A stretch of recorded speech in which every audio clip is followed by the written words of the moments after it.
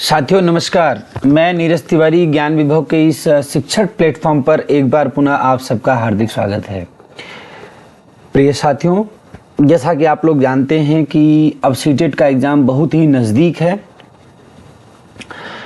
तो उसी के परिप्रेक्ष्य में आज मैं एक और महत्वपूर्ण टॉपिक लेकर आया हूँ, शिक्षण सहायक सामग्री।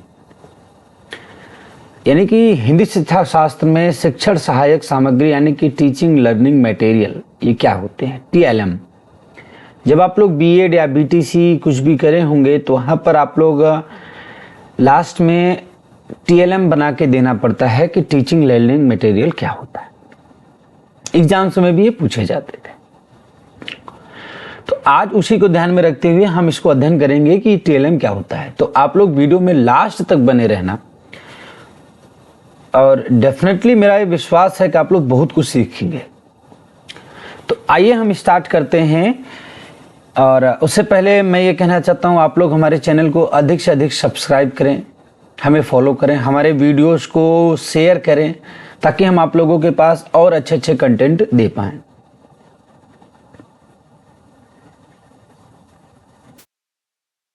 आइए देखते हैं शिक्षण सहायक सामग्री यानी कि टीचिंग लर्निंग मटेरियल क्या होते हैं।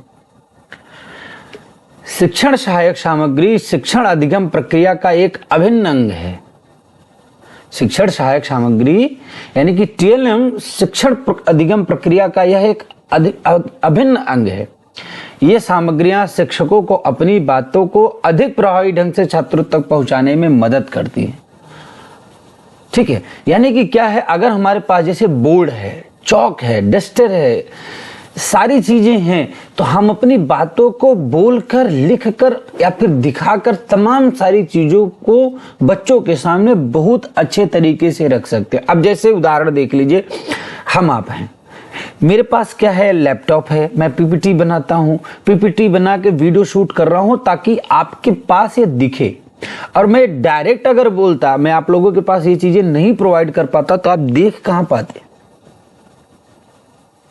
यानी कि शिक्षण सहायक सामग्री से छात्र यानी कि अध्यापक अपनी बातें छात्रों तक अधिक प्रभावी ढंग से पहुंचा सकते हैं। ठीक है, और छात्रों को विषय वस्तु को बेहतर ढंग से समझने में यह सहायता भी करती है। क्या करती है? सहायता करती है।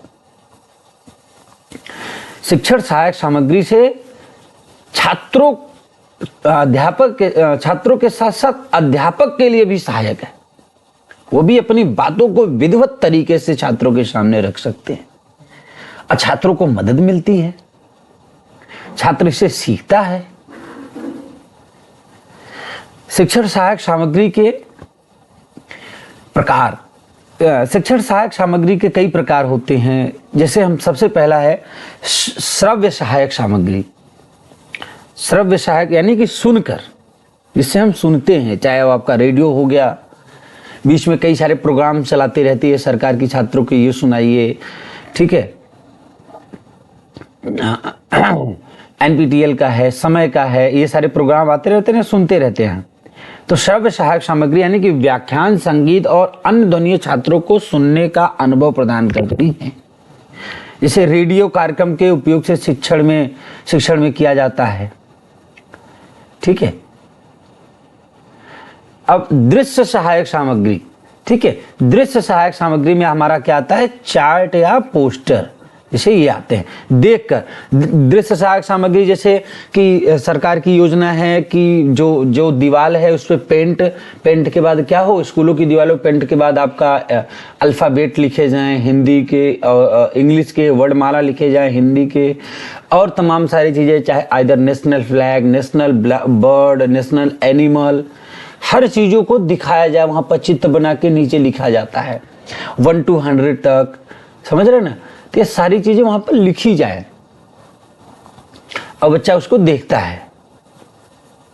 और वो ये क्या आते हैं? दृश्य सहायक सामग्री में आते हैं, चार्ट या पोस्टर। ये सामग्रियां सूचनाओं को संक्षिप्त और आकर्षक तरीके से प्रस्तुत करने के लिए उपयोग की जाती हैं। ठीक है, अब बच्चा क्या देखेगा कि जैसे हमारा नेशनल फ्लैग है, उसका एक चित्र बना है, अच्छा ये हमारा राष्ट्रीय झंडा, तो बच्चा आकर्षित, उसको देख के आकर्षित होता है क्योंकि वो आकर्षण के लिए बना ही है। अब आता है चित्र या फ्लैक्स कार्ड। कुछ चीजों को ये चित्रों या शब्दों के माध्यम से अवधारणाओं को स्पष्ट करने में मदद करती है। चित्र या फ्लैक्स देखता है तो बच्चा खुशी होता है और उसको क्या होता है, उनकी अवधारणाओं को समझता है।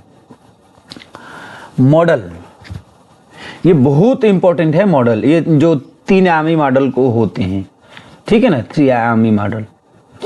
ये 3 आयामी मॉडल छात्रों को अवधारणाओं को स्पष्ट करने और महसूस करने में मदद करते हैं। हर स्कूलों में ये होते हैं, छात्र इसे सीखता है। हम लोग भी थे तो हम लोग भी देखते थे ये चीजें, या फिर हम सब जब इंजीनियरिंग में गए तब भी वहां पर से हमने ये चीजें देखी, ठीक है। महसूस करने में मदद करते हैं। दृश्य श्रव्य सहायक सामग्री क्या है? दृश्य श्रव्य यानी कि देखना और सुनना। देखना, ये जैसे वीडियोस हो गया, कोई वीडियो आई जो पढ़ा रहे, जैसे ये मैं पढ़ा रहा हूं, आप लोग देख भी रहे हैं, सुन भी रहे हैं। शिक्षा संबंधी वीडियो, डॉक्यूमेंट्री और एनिमेशन छात्रों को दृश्य और श्रव्य दोनों तरह का अनुभव प्रदान करते हैं। यानी कि वो चीजें जिनसे छात्र देख भी सके और सुन भी सके। तो क्या है कि हम कॉलेज में, स्कूल्स में कोई वीडियो चला दें, प्रेजेंट पीपीटी पे कोई वीडियो चला दें जिसको छात्र देख भी रहा है, सुन भी रहा है और समझ रहा है। जैसे कि अध्यापकों की जब वो होती है, ट्रेनिंग होती है हमारी, आपकी ट्रेनिंग जब होगी, आप लोग अध्यापक बनेंगे तो ट्रेनिंग होगी जब, तो वहाँ पर जाएंगे तो आप लोगों को जो हमारे ट्रेनर आते हैं, मनोवैज्ञानिक, वो यही चीज करते हैं, वीडियोस भी दिखाते हैं, सुनते। तो वो कौन सी सामग्री आती है हमारी? दृश्य श्रव्य सहायक सामग्री होती है। क्या होती हैं? दृश्य श्रव्य, जिसमें कि शिक्षा संबंधी डॉक्यूमेंट्री और एनिमेशन छात्रों को दृश्य और श्रव्य दोनों तरह का अनुभव प्रदान करते हैं, ठीक है। अब नेक्स्ट आता है हमारा आपका ये पावर पॉइंट प्रेजेंटेशन। क्या आता है? पावर यानी कि पीपीटी, जैसे मैंने बनाया है पीपीटी, पावर पॉइंट प्रस्तुतियां, ठीक है। यानी कि पावर पॉइंट के माध्यम से, प्रेजेंटेशन के माध्यम से छात्रों के सामने प्रस्तुत करनी चीजें। जैसे ये प्रस्तुतियां सूचनाओं को आकर्षक तरीके से प्रस्तुत करने के लिए उपयोग की जाती हैं। जैसे अब मैं ये तो ले लिया कि हाँ चलो ठीक है, अब इसको आकर्षक बनाने के लिए मैंने एक फोटो भी लिया। क्या लिया? एक फोटो ले लिया बढ़िया सा, जिससे लोग आप समझ जाएं कि अच्छा पीपीटी ऐसे होती है,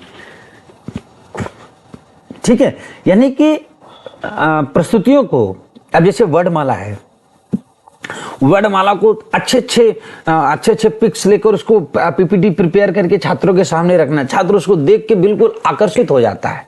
यानी कि सूचनाओं और प्रस्तुतियों को आकर्षक तरीके से प्रस्तुत करने के लिए पावर पॉइंट का उपयोग किया जाता है, माइक्रोसॉफ्ट पावर पॉइंट का। कोई भी चीजें प्रेजेंट करनी हो तो पावर पॉइंट का उपयोग हमेशा किया जाता है। ये चीजों को आकर्षक क्या करते हैं? संक्षिप्त और आकर्षक बनाते हैं, जिससे छात्र जल्दी समझ जाता है, ठीक है। अब नेक्स्ट आता है मुद्रित सहायक सामग्री, यानी कि जिस पे लिखा रहता है, जिस पे क्या रहता है? लिखा रहता है। मुद्रित यानी कि ये छात्रों को व्यवस्थित रूप से विषय वस्तु प्रदान करती हैं। जैसे बुक्स हो गया, टेक्स्ट बुक उनके हुए, ये सारी चीजें जो हुई, ठीक है। बुक्स हो गए, बुक्स वगैरह, छोटी छोटी डिक्शनरी जो होती हैं, ये क्या आती है आपकी? मुद्रित सहायक, जिसमें यानी कि जिसमें प्रिंट होता है, जिसमें लिखा होता है, वो हमारी क्या कहलाती हैं? मुद्रित सहायक सामग्री कहलाती हैं, ठीक है। वर्कशीट आपकी हो गई, ठीक है, टेक्स्ट बुक हुए, ये सारे जितने हुए ये मुद्रित सहायक सामग्री में आती हैं। ये छात्रों को अभ्यास करने और अपनी समझ का आकलन करने में मदद करते हैं। छात्र देखता है और उस पर क्या करता है? जो एक लिखा रहता है, दूसरे को साइड में उसी पे अभ्यास करता है। एक साइड में लिखा रहता है, दूसरे साइड में वही लिखना रहता है, ठीक है, जिसपे लिख के वो भी देखकर देखता है और लिखते रहता है, ठीक है। यानी कि अभ्यास करता है और अपनी समझ का आकलन करता है, असेसमेंट करता है कि ये अच्छा, ये ऐसे है, ये ऐसे है, ये घोड़ा ऐसे बनता है, चीता ऐसे है, टमाटर ये है, समझ रहे ना। ये मुद्रित सहायक, यानी कि जो देख के सीखता है, वो क्या लेती है? हमारी मुद्रित सहायक सामग्री में आती है। और ये एक चीज जान लीजिए, यह छात्रों के लिए बहुत ही उपयोगी है, क्योंकि छात्र देखता है, ठीक है ना, और खुद भी उसका प्रैक्टिस करता है। लास्ट आता है आपका हाँ, ये एक और आता है प्रौद्योगिकी आधारित सामग्री, जैसे कंप्यूटर हो गया, स्मार्ट बोर्ड हो गए। आज के समय में आप ध्यान दीजिए, सरकारी प्राइवेट्स में तो है, पर सरकारी विद्यालयों में भी सरकार ने योजनाएं दी कि maximum primary school, upper primary schools एवं जो हाई स्कूल इंटरमीडिएट हैं, सरकारी विद्यालयों में आपके स्मार्ट बोर्ड लगे हुए हैं। यानी कि टेक्निकल चीजों का आप उपयोग हो रहा है। ठीक है, जैसे प्रौद्योगिकी आधारित सामग्री, कंप्यूटर का उपयोग ऑनलाइन पाठ्यक्रमों, सिमुलेशन और इंटरैक्टिव गेम्स के लिए किया जाता है। छात्रों का जैसे ऑनलाइन पाठ्यक्रम, कोई हमें यूट्यूब की वीडियोस दिखानी है, सिस्टम है, बच्चों को 10-10 बच्चों को ले आए और उनको एजुकेशन से रिलेटेड वीडियोस दिखा दिए यूट्यूब से। ठीक है, और वहां पर हम उनको, जैसे लंच होता है, लंच को हम लंच में क्या करते हैं, बच्चों को कुछ गेम्स वगैरह के बारे में बताएं, उन्हें सीखने के बारे में बताएं। जैसे लड़कियों को इंटरेस्ट होता है पेंटिंग का, तो सिस्टम पे जाके 2-4-5 सिस्टम है, तो बारी बारी से अल्टरनेट डे लड़कियों को बैठा के वहां पर पेंटिंग करना लोग सिखा देते हैं। तो क्या होगा, टेक्निकल एजुकेशन जो है, जो टेक्निकल आधारित जो हमारी टीचिंग लर्निंग मटेरियल है, आइदर कंप्यूटर। अब जैसे क्या हुआ, स्मार्ट बोर्ड अभी हमने अरेंजमेंट नहीं किया है, लेकिन एज सून नेक्स्ट सीटेट तक आपके मैं भी एक क्या नाम है, स्मार्ट बोर्ड का प्रॉपर अरेंजमेंट कर लूंगा आप लोगों के लिए। स्मार्ट बोर्ड का उपयोग इंटरेक्टिव शिक्षण के लिए किया जाता है। स्मार्ट बोर्ड का उपयोग किस लिए किया जाता है, इंटरेक्टिव शिक्षण के लिए किया जाता है। जैसे स्मार्ट बोर्ड का उपयोग इंटरेक्टिव शिक्षण के लिए किया, जैसे कोई भी चीजें हैं, अब जैसे ये पीपीटी है, उस पर चलाए, हम पढ़ाते चले गए, स्केच से लिखते आप लोग समझते चले गए, यूट्यूब पर नंबर आप लोग देखते चले गए, सवाल सॉल्व करते चले गए। तो क्या है, स्मार्ट बोर्ड से क्या होता है, लोग अट्रैक्ट होते हैं आज के समय में। अगर आप वही पुरानी टीचिंग चलेंगे तो आप देखेंगे लोगों के पास स्टूडेंट की संख्या कम है।